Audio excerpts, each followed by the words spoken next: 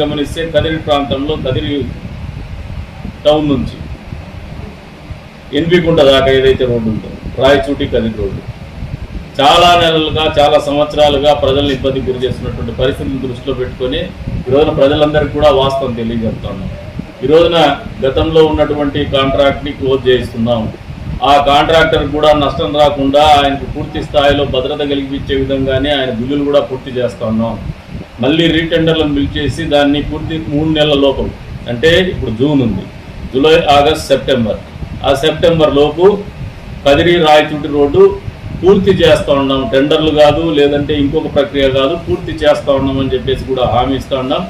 ఇన్ని సంవత్సరాలు భరించినారు. మా వంతుగా మీకు ఇచ్చినటువంటి మాట మేరకు మీరు పడుతున్నటువంటి కష్టాన్ని కల్లారా చూసినటువంటి వ్యక్తిగా నేనే ప్రచార నిమిత్తం కానీ ఎప్పుడైనా ప్రజా కార్యక్రమాల్లో కానీ ఎంపికంటకు పోవాలంటే భయపడేటువంటి పరిస్థితులు ఆలోచన చేసుకొని ఆ ప్రాంత వాసులు పడుతున్నటువంటి ఇబ్బందులు దృష్టిలో పెట్టుకొని చొరవ తీసుకొని మరి ప్రభుత్వం కొలువు తీరక ముందే నిన్నటి రోజున ఒక రివ్యూ పెట్టేసి ఒక నిర్ణయం తీసుకున్నాం. ఖచ్చితంగా ప్రజలందరికీ హామీ ఇస్తున్నాం. సెప్టెంబర్ 30 లోపు ఖచ్చితంగా రాయచూటి కదిరి రోడ్డు నిర్మాణం పూర్తి స్థాయిలో వినియోగంలోకి వస్తుంది. గతుకుల రోడ్డు కానీ, గుంతల రోడ్డు కానీ, ఇబ్బందికరమైనటువంటి ప్రయాణం కానీ మీకు ఉండకుండా చేస్తామని చెప్పేసి కూడా మరొకసారి ప్రజలందరికీ కూడా విజ్ఞప్తి చేస్తున్నాం.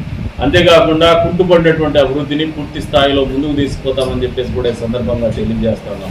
అదే కాకుండా ఏదైతే మున్సిపాలిటీలో జరుగుతున్నటువంటి అక్రమాలని పూర్తి స్థాయిలో విజిలెన్స్ వాళ్ళకి అప్పచెప్పబోతున్నాం. ఎవరైతే మోసపూరితమైనటువంటి ఆలోచనతో దాదాపు 743 ఇళ్లకి పర్మిషన్స్ లేకుండా డబ్బులు కలెక్ట్ చేసుకొని దాదాపు ₹1,00,00,000 డబ్బులు కలెక్ట్ చేసినటువంటి సంబంధిత ప్రజాప్రతినిధులు మున్సిపాలిటీలో, I don't want name them, భయపడి కాదు, అథెంటిక్ డాక్యుమెంట్తో మాట్లాడతాను. ఆ అథెంటిక్ డాక్యుమెంట్ వచ్చిన రోజున ఖచ్చితంగా క్రిమినల్ కేసులు కూడా వాళ్ళ మీద బుక్ చేయిస్తాము.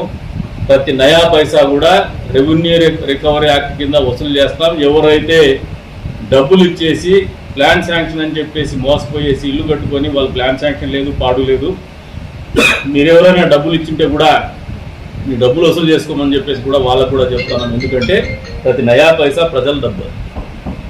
పూర్తి స్థాయిలో మున్సిపాలిటీని కూడా ప్రక్షాళన చేసేటువంటి కార్యక్రమం మొదలు పెట్టాము. ప్రక్షాళన చేసి చూపిస్తాము. పరిపాలనలో మార్పు అనేది ప్రజలకు కళ్ళ ముందు ఉండే రకంగానే పరిపాలిస్తామని చెప్పేసి కూడా ఈ సందర్భంగా తెలియజేసుకుంటూ మరొకసారి ప్రజలందరూ కూడా విజ్ఞప్తి చేస్తాము. ఏదైతే చంద్రబాబు నాయుడు గారు చేస్తున్నటువంటి కార్యక్రమాలు, మెగా డిఎస్సి నిరుద్యోగ యువత కోసం కావచ్చు, అదే రకంగా ₹4,000 పెన్షన్స్ పేదవాళ్లకు, వృద్ధులకు, ఒంటరి మహిళలకు, వీళ్ళందరికీ కూడా కావచ్చు. ఇంతవరకు గత ప్రభుత్వంలో ఒంటరి మహిళల్ని నిర్లక్ష్యం చేసినారు. మా ప్రభుత్వంలో ఖచ్చితంగా ఒంటరి మహిళలను కూడా పరిగణలోకి తీసుకునే విధంగానే మా ఆలోచనలు ఉంటాయి, మా కార్యక్రమాలు ఉంటాయని చెప్పేసి కూడా ఈ సందర్భంగా తెలియజేస్తున్నారు. అంతేకాకుండా ఎవరైతే అర్హులైనటువంటి లబ్ధిదారులు ఉన్నారో వాళ్ళందరినీ కూడా సామాజిక పెన్షన్లు అందుతాయని చెప్పేసి కూడా ఈ సందర్భంగా తెలియజేస్తున్నారు. మరొకసారి రాష్ట్ర ప్రజలు కావచ్చు, నియోజకవర్గ ప్రజలు కావచ్చు,